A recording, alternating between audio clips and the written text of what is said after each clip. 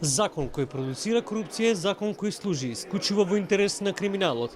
Пратениците се тие кои што треба да се во улога на полицаец кога е во прашање борбата против корупцијата. Законите носени во брза постапка се еклатантен пример за корупција. Од Институтот за демократија велат дека собранието има клучна улога во борбата против корупцијата.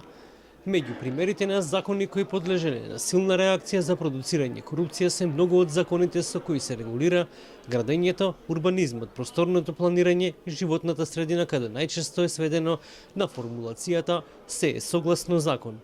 Законите кои што се носат директно од пратеници не подлежат на проценка на влијание и практично со амандмани ви еден добар закон теоретски кој што доаѓа од министерство можете да го направите лош закон. Голем дел од законите кои биле предложени од пратеници по скратена постапка не подлежеле на антикорупцијска оценка, имаат ризик од создавање корупција.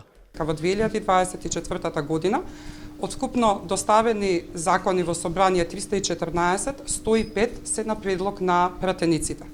Тоа значи дека 105 предлог на закони не биле предмет на проценка на влијание на регулативата, а уште помалку на антикорупцијска проверка на легислативата.